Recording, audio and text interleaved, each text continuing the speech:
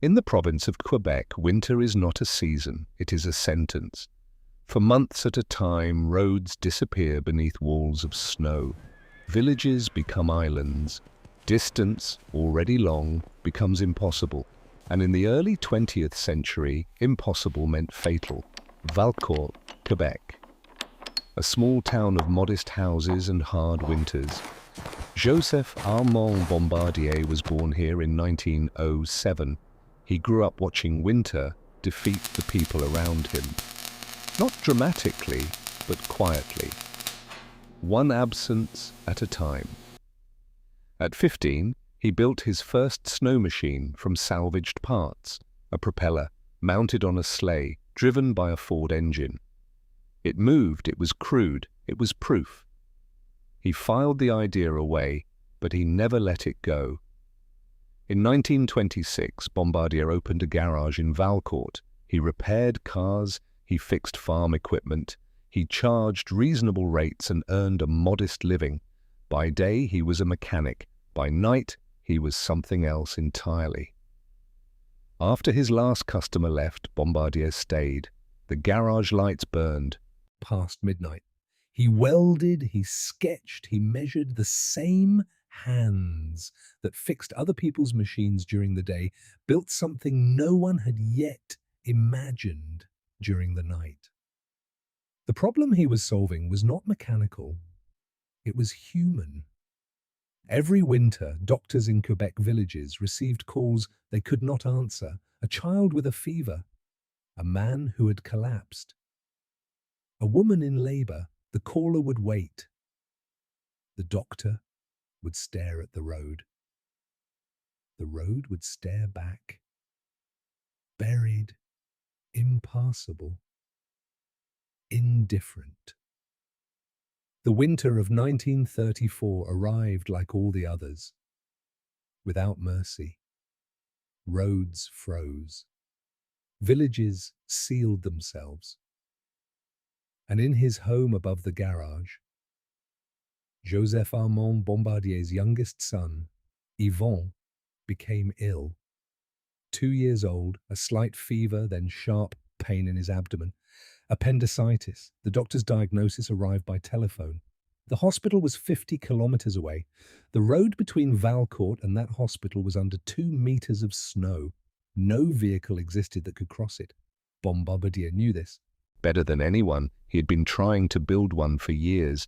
Yvon died that night, January 18th, 1934. He was 2 years old. His father was 36 meters away in a garage full of half-built machines, and utterly helpless.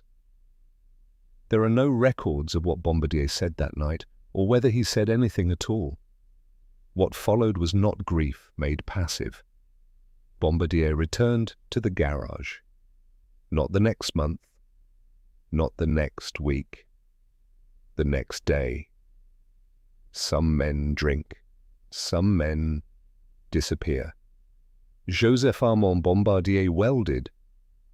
The deaths continued that winter, and the next, and the one after. Rural Quebec bled quietly beneath the snow. Farmers with infections, mothers in labor, children with burst appendices, old men who needed warmth and received only cold. The losses were not counted publicly. They were absorbed into the silence of the season. Bombardier understood what drove those deaths. He had watched them happen before Yvon. He had watched them happen after.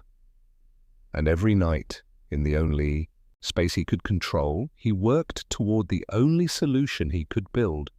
The engineering problem was precise. A vehicle needed to move across deep snow without sinking, carry multiple passengers, operate in extreme cold, and be built by one man in a village garage. Most engineers would have called it impossible. Bombardier called it Tuesday. The solution, when it finally cohered, was elegant in its logic. A rubber and metal track system, inspired in part by agricultural machinery, could distribute a vehicle's weight across a large surface area. Snow would no longer be a barrier, it would be a road. By 1937, 11 years after opening his garage, Bombardier completed the B7, a tracked snow vehicle, 7 seats, a heater, capable of 50 kilometers per hour through the worst Quebec could produce. He had not rushed. He had been right. His first customers were not wealthy sportsmen, they were doctors, ambulance services, rural priests who carried last rites across frozen parishes. These were the people who had been losing the race against winter. Bombardier had just handed them a faster machine.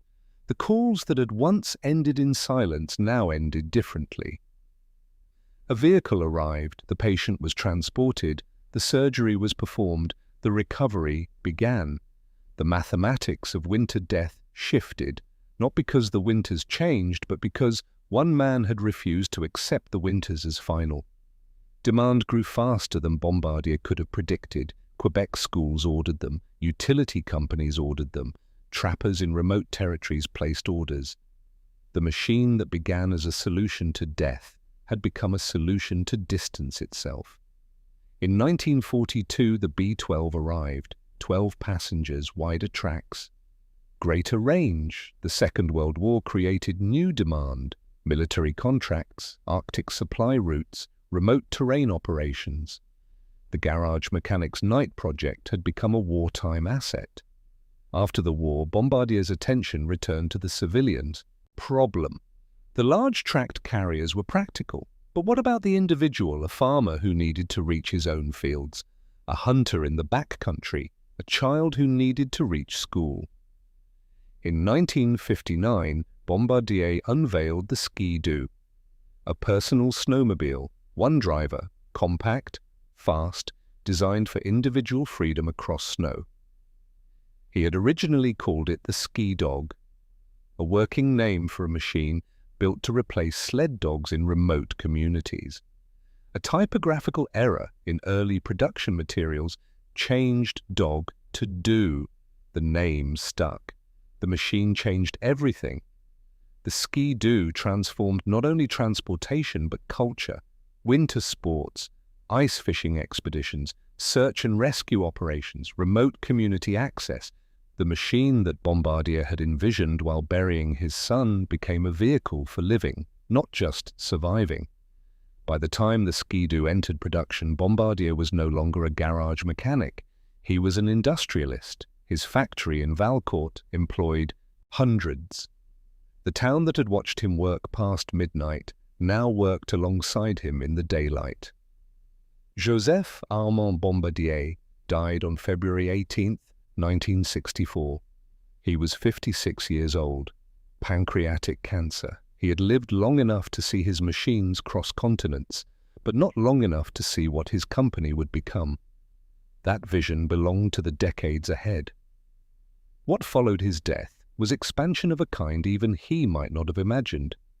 Bombardier Inc. moved beyond snow. It entered rail transport, aerospace, business jets, mass transit systems. The company that began with a tracked snow carrier became a manufacturer of trains and aircraft operating across 6 continents. The Ski-Doo alone spawned an industry. Competitors entered the market. Snowmobile racing became a sport.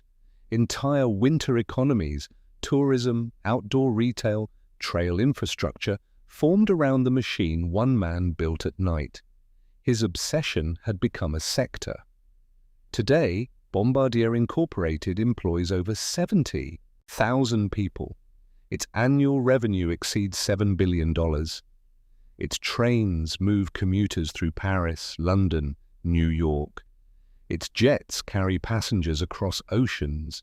The company operates in markets that a garage mechanic in 1926 Quebec could not have named, let alone entered.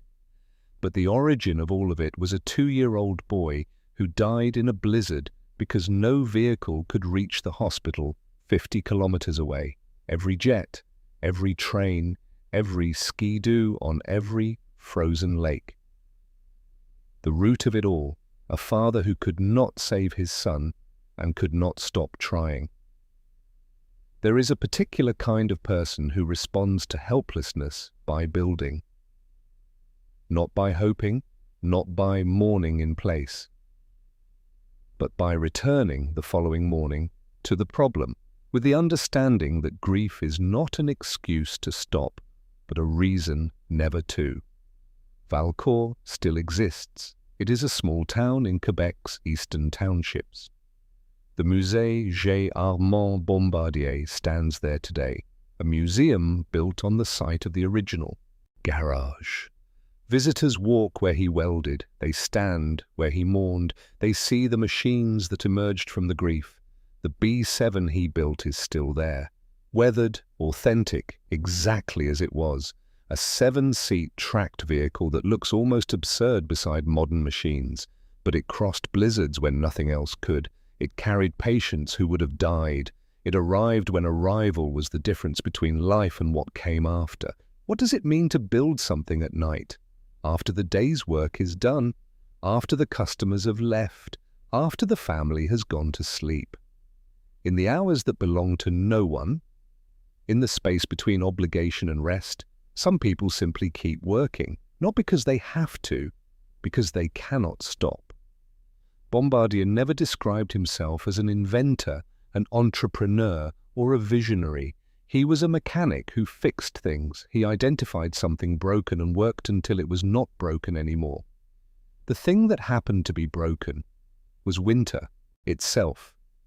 The deaths he could not prevent, Yvon's, the patients, the nameless rural dead of 100 Quebec winters, did not become the story of a man who failed. They became the story of a man who, having failed once in the most devastating way a father can fail, decided that winter would never win again. And it never did. Winter still comes to Quebec.